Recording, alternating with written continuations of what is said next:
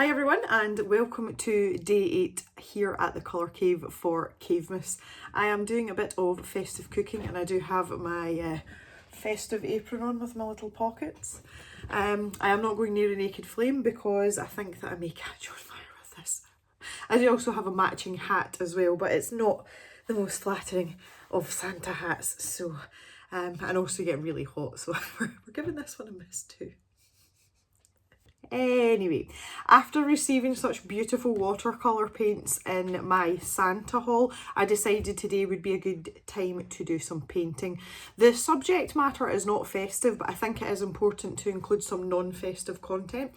So I have got a photograph that I have taken as part of a series of mushrooms that I took in the autumn time. And today I'm actually going to paint the same picture twice. And one picture I am going to do it in traditional colours, very close to the reference photo. And the second one I'm going to use Julia's paints to create a slightly more fantastical version. And just so that I can play about with the new paints, any excuse. After I have finished painting, we are going to talk about today's giveaway, and today is a very, very, very special giveaway. So stay tuned towards the end of the video for that. In the meantime, let's get the paintbrushes out and get going.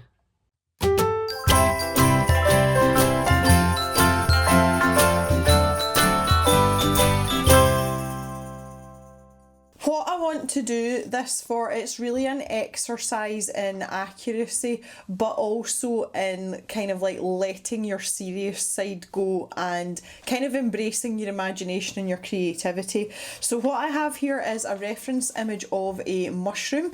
I took a set of photographs in the autumn of various different types of mushrooms because we have a lot of them that grow on the farm. I was actually going to paint them as a watercolour series, but because of Inktober, I never really got there. If you want to have a go at this yourself, or even if you'd like to draw this, I am going to leave this image over on the Cave website for you to use freely. I took the photograph myself, so there's no problems there. So please feel free to head over there and download it for yourself if you'd like to use it for any artistic pursuit. If you do use it, I'd love to see the results. You can always share it with me on the myriad of social media that we have. So the first thing we need to do obviously is to do a little bit of sketching out. I have been in this wave of chaos for days trying to get these videos done, and I actually can't see a sketching pencil anywhere, which is just obscene because there's always pencils everywhere.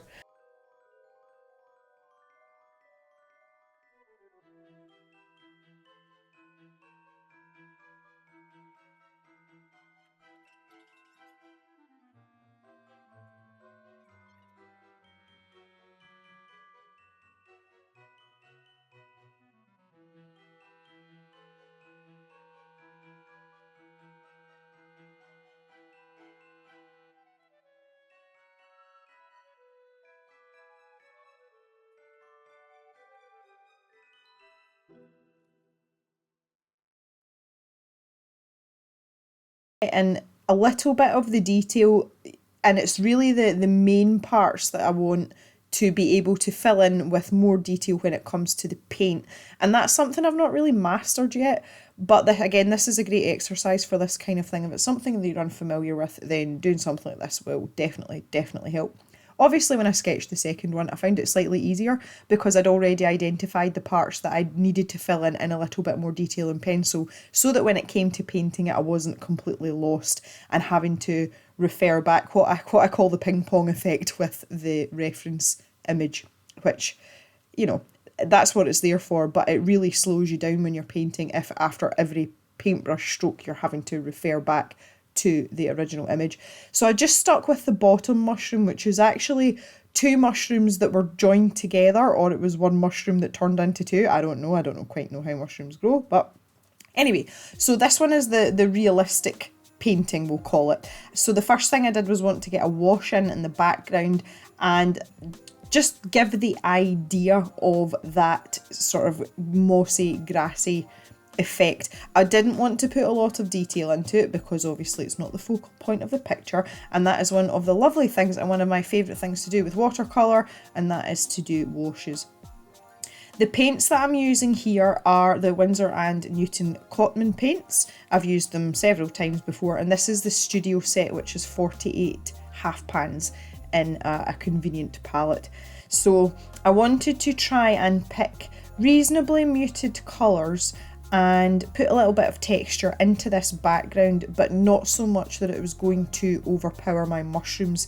This is actually the first time that I have painted from a reference photo with the goal of getting it to look semi-realistic. I have used reference photos in the past for paintings, but it's actually been more for the sketch rather than the actual painting the colour on part. So this was something that was completely new to me, and I wanted to try and incorporate the things that I like to do, like washes and the colour green, obviously, but still have it resemble the photograph somehow. So I actually felt quite restricted by that, and I don't know, that's going to sound silly. This is the second one. This is Julia's paints I'm using here, and I just wanted to do the wash at this point so that it could sit and dry while I worked on the other one. Now, because I wasn't actually following the reference image while I was painting on this one, I more or less had free rein to do what I wanted. So that was the first thing that struck me greatly about doing these paintings.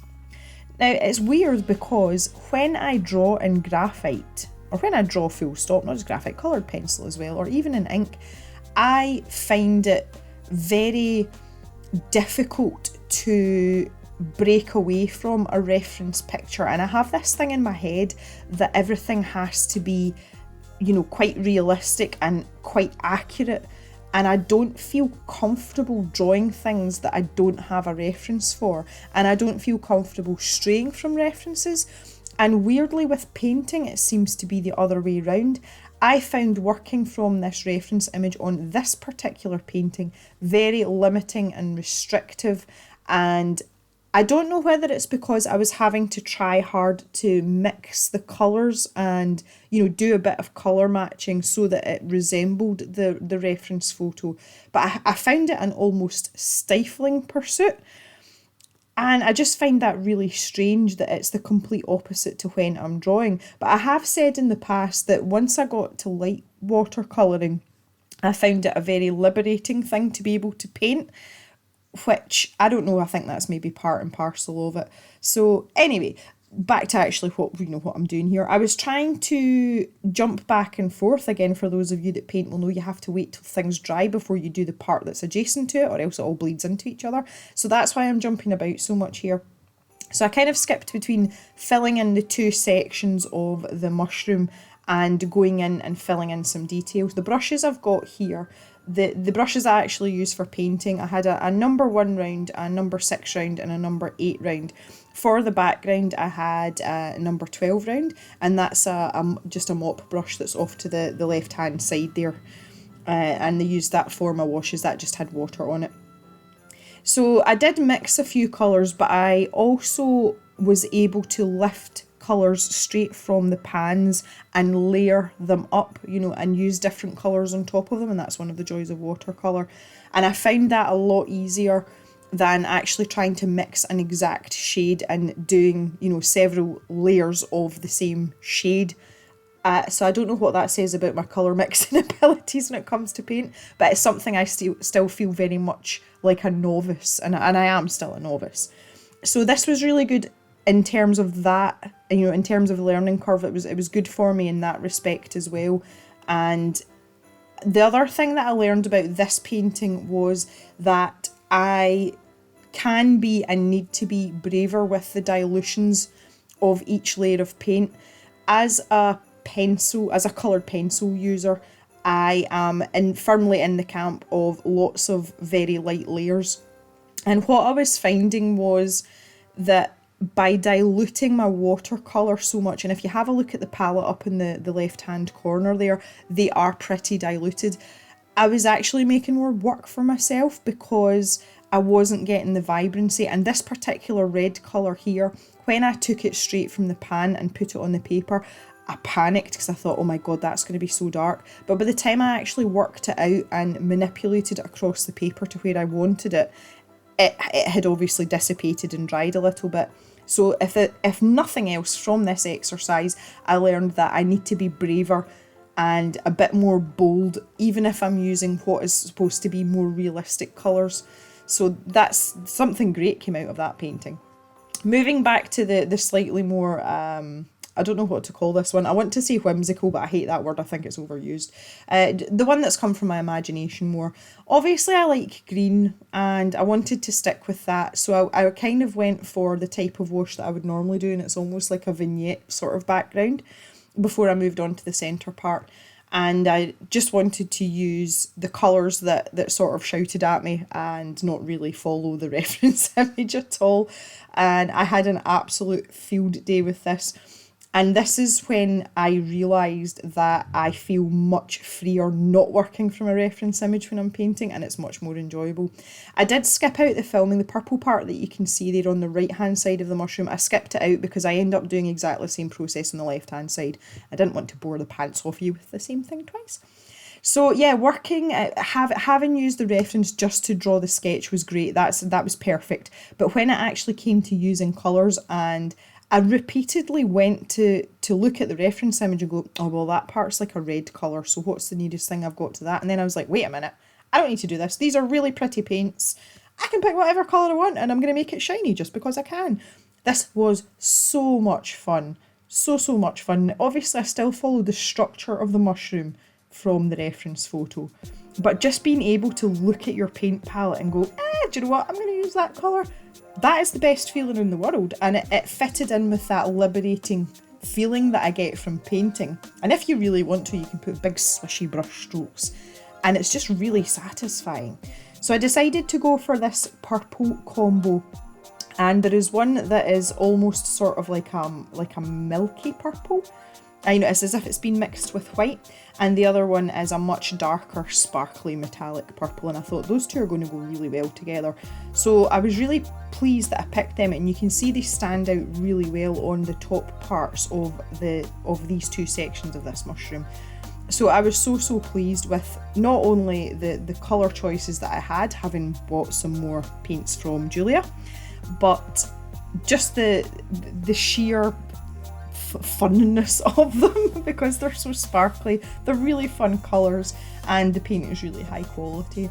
So I thoroughly enjoyed this.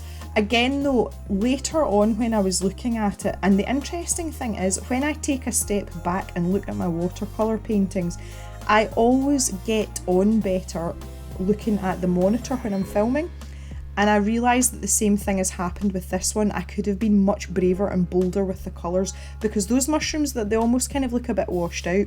So that's the only regret, but I am still really happy with this picture. Now at this point I thought, I'm going to cut off the sides of these because these mushrooms are kind of getting lost in this lovely wash that I like to do.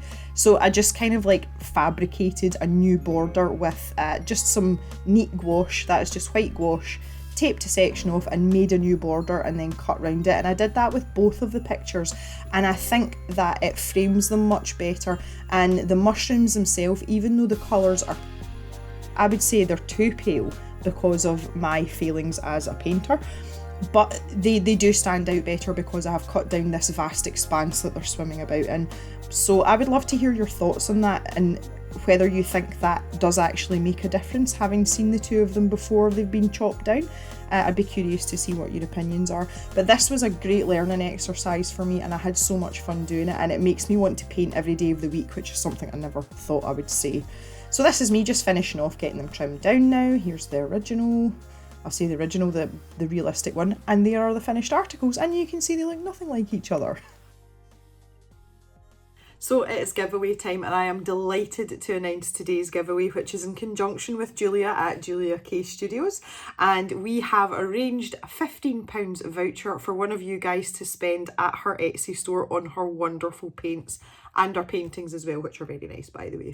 All you have to do to enter is leave a comment below. See, you'll be getting used to this by now, and tell me something that you would like to see me paint with Julia's watercolour paints. That is all you need to do. All the T's and C's, as per usual for the giveaway, is in the description as well, so just please check them out before you enter. Now, that's not all today. I have a very special message for you. Hi, I am Julia of Julia K Art Studio here in Sweden, and I am so happy to be here in the cave, in the virtual cave anyway. I was very happy to have this opportunity to work together with Jem for the Cavemas. I love Jem. And I don't just say that because I am on her channel right now. She doesn't know this, but I work with her very many days of the week when I make paint. For those who don't know, here in my studio, in the Julia K Art Studio, we make handmade watercolors. We also paint a bit. When I say we, it is mostly me. I was very happy to be asked, and she came to me and said she wanted to do a giveaway with a gift card, and I said, of course we should do that. But I also think we should give a little bit more when we can. So I'm happy to say that if you use this code, you will get 20% off in my store. Link down below, right, Jem? Yeah, we put the link down below. You get 20% off, and that is valid a whole week, because on the 1st of every month I have an update in the store where there will be new colors, a restock of older colors. There can also be brushes. We have some new fancy tins in gold and in lilac. So if you want to go use it right away, go for it. You can also use it later on after the 1st when the new colors are coming out. This month we have 2 new colors, that is Vendela and Ella, and we also have a restock of some colors that have been selling out before. So yeah, so use the code Cavemas for 20% off for the next week. Oh, this is Albert, and he is a big part especially of the vlogs, so nice segue, Julia. If you want to follow us and our adventures, you can follow us here on YouTube, where I post, he doesn't help, a vlog every Saturday with our adventures in the studio and seeing him growing up. You can also follow us on Instagram. So thank you so much. I hope you will enjoy the amazing videos and content that Jem is creating. She is so creative. I hope that you all have had and will have really happy holidays and a happy new year. Thanks, Julia. She's so funny, isn't she? She's got such a good sense of humour.